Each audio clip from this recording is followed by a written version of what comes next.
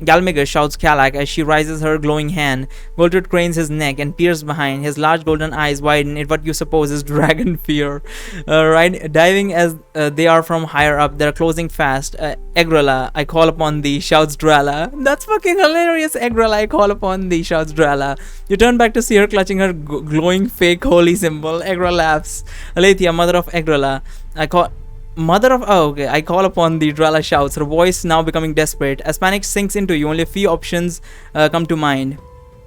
What do? Jump off. Fucking jump off. I've been saying jump off for a long time. Fucking bakak, whatever. Yes, I know there's a picture of a rooster. However, that's a male chicken, so perfectly legit. Interestingly, what type of fucking logic is that? It's like saying a dog is like a male version of a bitch. Or like, what the fuck? Interestingly, in my observation, roosters are pretty brave and have tried to intimidate me. I'm over 200 pounds. Okay. I am too, but okay. Egra, save me, you shout in your mind as you swing your legs up, go into a crouch and leap off the side of the dragon. Lestral, shouts Kalak, save you how? Asks Egra, amusement in her voice. From your discussion with Egra earlier, a few options come to you, along with an intuition of about how much power each option will take. I think we'll just use Featherfall. I think that works better. Featherfall, you shout, the air whistling as you accelerate downwards. What's Featherfall? Asks Egra, chuckling. The ground is rushing up. A crumbling wall is about to cut you in two at the waist. Float like you throw your arms up over your face. Why did it take two favor? You stop and you immediately think you've died. Then you see the ground is still below you and you haven't really actually stopped. Rather, you're still falling, yet much more slowly. Only few meters off the ground now. Next time, engage the spell faster, you say. You not enjoy the suspense, as Egra. Goblin is staring at you, his head tilted, shading his... I think we should drop the guys as soon as we get inside a building or something. Goblin is staring at you, his head tilted, shading the... Oh, it's going to be a problem now. I just realized something. That we have the fucking Alathian weapon on us that Kalak saw her apprentice have, despite the fact that her apprentice doesn't actually have that. I have that, so if I drop the guys, they will know it was I all along. For fuck's sake, that's not gonna end well.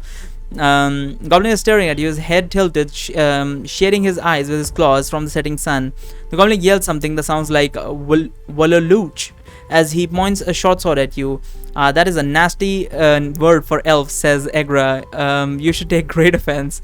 Although you try to twist in the air to better position yourself for an assault, all you do is flail. When sheath your sword and brandish it at the weapon just before you land on your feet, the goblin runs away. The great deal of clanking and shouting among these smoke-filled ruins, but no threat is immediate. You take a look up, trying to spot Goltred or that Galmagus. From down here, smoke blocks most of the sky. How much fucking fighting is going on that there's so much smoke? Explosion shakes the ground as debris whizzes past your head. A lord or something large and angry comes from that direction. You run in the opposite direction. Ahead, out of the thick plume of smoke, a giant emerges with the goblin leading ahead of him.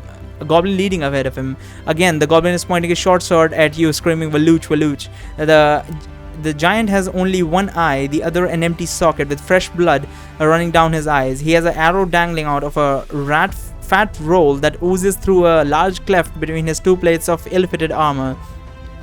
How the hell do the gods manage getting armor and shit to these people? I have no fucking idea. It's very confusing. How are they triggering this war exactly? But alright. I guess they probably could do it through like temples and shit. I mean, even goblins and trolls must have temples or something.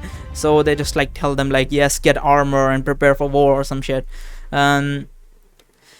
Two plates of his ill-fitted armor, he drags a huge spike club by one meaty hand. The giant's one good eye is watery and roving stupidly well above your head, and from this range a fireball would probably blow yourself up, but maybe a lightning bolt. On the other hand, you have your sword at the ready. Perhaps you could save your favor. Of course, there's the option of running. Yeah, sure, run and hide. Why would I bother fighting them? You sprint away in this. There's probably a million of them, so what is the point of even fighting one?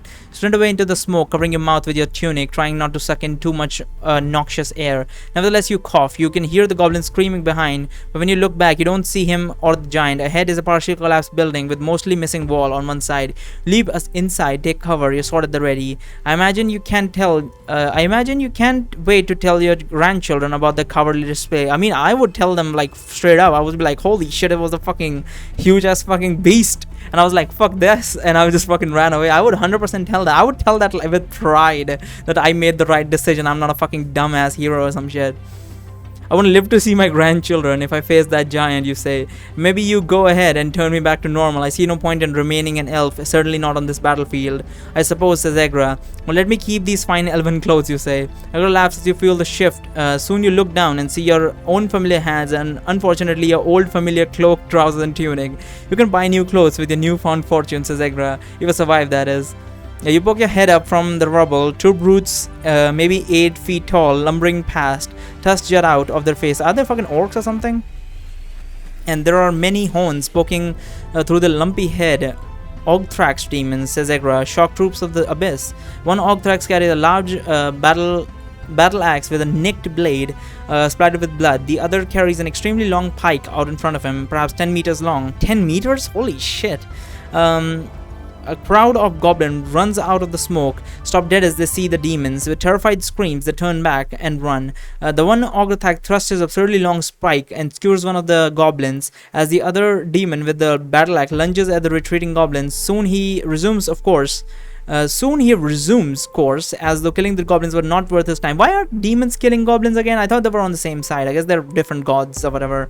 Meanwhile, the pike demon shakes the now twitching goblin off his weapon and lumbers after his companion. Movement catches your attention from above. You spot a glint of gold through the smoke. Even now, we're trying to look for gold. Or maybe it's the dragon or something. Goldshit, you think. You didn't see whether Drala and Kalak were still aboard. Your heart drops as you spot the armored monster Galmagus on the massive burning horse along with several succubi. They disappear in the smoke behind what you think was Goldshit. Looking about no direction seems exactly safe. You suppose you could hunker down here, but no, you think I'm a hero. Really? Really? You're gonna go for that logic? We should probably just hide and wait out this whole situation, because we definitely won't be able to help anyone really, and we don't really know anyone to help anyhow.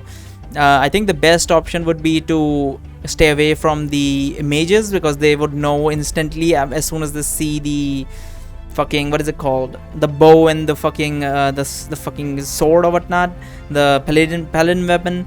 I think we should hide and wait out for a godly being, what is it called again, the godling, to come out, and then we can go and slay that thing. So I think it's better to just hide and wait out for the goblins to come around. Not goblins, the godlings to come around.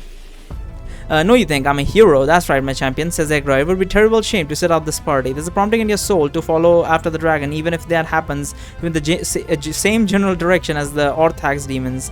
As you leap out of the rubble and scrabble your way over the rumble. Yeah, this is just them forcing a logic and forcing my character into a situation. I hate it when they do that. I so fucking hate it when they do that. Like, at least give a fucking decent logic to push ourselves characters forward. Like, I know the character is fucking dumb, like, but at least have it like Agra push him on, like, oh yes, you do this because you will get this or that, and then our character like, yeah, I'm a hero. He just went like, I'm a hero straight up. The fucking, who the fuck is fucking, what is that, a grinder? Some fucker is chopping stone or something outside and it's fucking making a whole lot of noise. Hope the mic's not picking up too much, but whatever. I'm sorry if it's actually is picking up. It probably is, because it's fucking loud as fuck. Where were we? As you leap out of the ruins and scrabble your way over the rubble, you wonder for a moment whether this foolishness is really about being a hero, or it's just being manipulated by Agra. No, you're not being manipulated by Agra. You don't need to be manipulated by Agra. You're just stupid in general. You're being manipulated by Sam Landstrom, or whatever his name is. Again and again forget what his fucking surname is. Agra, do not let your champion perish, you say out loud, gripping your sword tightly. Dark shapes battle one another behind screens of smoke. You avoid these as you run with your sword clutched in your hand. Your blade glows and gently tugs left and right as you go. You know that your weapon wishes to smite some evil. However, you suspect that the real fight to be had is near the Temple of Eternal Love. You don't even know where that is, but the Gold Dragon certainly does. Unfortunately, it appears Goldshit will not be leading you to the temple just yet. A sheet of golden flames rip through the smoke-filled air. Before the gold behemoth slams into a brick wall, leveling it. The sprint towards the wreckage, the golden dragon wriggles in the crushed bricks and flips up onto his feet. One of his wings is broken and hangs down uselessly. There is no sign of Drala or Kalakadrala. Demons shout orders and converge on all sides. Several Orthacs and many more human-sized, faster-moving demons with large horns and lean muscles. A winged portly demon below as the dive bombs toward Goltrid. Shall we aid the dragon? Champion asks Egra. Yes, you whisper fiercely. Your first thought is to have Egra transfer you. Why are we helping the dragon? What is happening, Sam? Fucking Sam Landstrom. Like, what exactly is your plan here? Like, I understand to follow them to the fucking Temple of Eternal Love, but I don't get why you actually genuinely helping them. Like, I legitimately don't get it. Yes, you whisper fiercely. First, your first thought is to have Egra transform you into something more powerful, but that would take time, particularly for you to figure out how to control a new body. You need to act fast if you're going to help Goltrid. A few options come to you. Fire bow, cast a fireball, lightning bolt. Probably lightning bolt would be the best option, but I think I'm just going to go backstab some demons because I'm just trying to look out for myself, and I generally don't want to help the dragon. So I think I'm just gonna go with try to backstab some demons, random demons. With a deafening clamor of battle, there's no point in moving silently. Instead, focus on getting in behind. Unfortunately for you, the demons are very focused on the dragon. You slash the back of the leg of one of the brutish. Oh, I'm just stabbing the Orthax demon straight up. I was thinking about going for some smaller demons or something. Brutish Orthax demons bring him down. You dance out of his reach as he shouts in a cursed language, swings a great sword out of the way. Onto the next one you go, stabbing a tall, lanky demon that has just been jabbing at Goltrid with a long spear.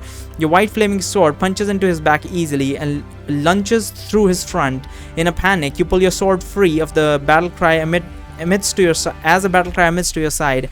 Goltrid's tail slams into the demon that was charging you, sending him back. My thanks, Goltrid. You shout as you. Why would you say that? Because the dragon is now going to be like, yeah, I know who you are.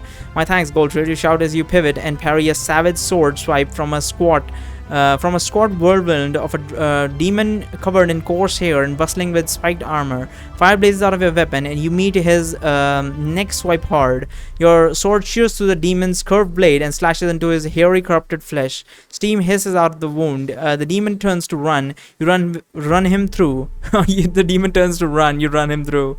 With your sword making such a spectacle of itself, the continuous stream of demons joining the battle, there's not a lot of backstabbing that can be done. You're simply in a drag out fight. Okay, Life Crisis 2. There's a hissing sound from behind. You duck and a ball of spikes on a chain, a morning star whistles above your head before you feel a pain in your chest as a dagger slashes you. Leaping away, you behold a demon with the upper body of a man and wearing plate mail with his visor down. His lower body is of a snake. He has his morning star in one hand and a long curved dagger on the other. He slithers at you with great speed. You leap out of the way as Goltrid's tail slams the snake. Goltrid's tail slams a snake demon directly in the torso, sending him flying, his snake tail whistling in the air. The dragon bites the head of a nearby demon and launches the head as through spitting out the horrid taste. Okay, wasn't he fighting Galmagus? Who's fighting Galmagus right now? He swipes another of the smaller demon down with his foreclaw like a cat pinning down a mouse. Man, this fucking guy is chopping stone outside and is fucking pissing me the fuck off. For fuck's sake, do I have to like stop right now just to wait him out or something? Fucking hell. Life decreases 1. From all directions, more demons come and join the fight. One large Orthrax demon swings a massive maul with a black steel ram-horned head. You duck the blow, but then he kicks you, sending you down into the rubble littering the ground. The Orthax raises his maul and swings down at your face. You roll and the maul smashes into the ground, splintering rock with such force. One fragment burns across your cheek and you immediately feel slick, warm blood. The demon raises his maul again, but then the dragon latches onto his back, the sword teeth piercing deep as the Orthrax demon's eyes open wide in shock. The dragon then whips his head and lets go, launching the 8-foot demon several meters. The lingering breath of the dragon is hot and smells a little like a cinnamon. I was waiting around so that this fucker would stop fucking cutting stone, but as soon as I got back to fucking recording, he has to do it again, of course. Anyway, My thanks. You shout as you get to your feet, although you have no idea if he heard you because he has already turned to face a fresh wave of enemy, which he meets with massive sheets of fire. There's a roar from above. Diving down towards you is Galmagus, still flanked by a few remaining succubi. Galmagus' armor is blackened, and his mount has a large gash on its black muzzle, but otherwise the pair appear to be in good health. You, Galmagus shouts, pointing his massive mace at me. Mace at you. Me? You mutter, your stomach dropping. Closing in so fast that there's not much time to do anything. You can't imagine your bow would do much to these monster. Don't have the time to draw it anyway. Notice a small hole in a nearby ruin that you ought to be able to wriggle through. Maybe Egra can give you invincibility quickly, or maybe you can meet him with a lightning bolt.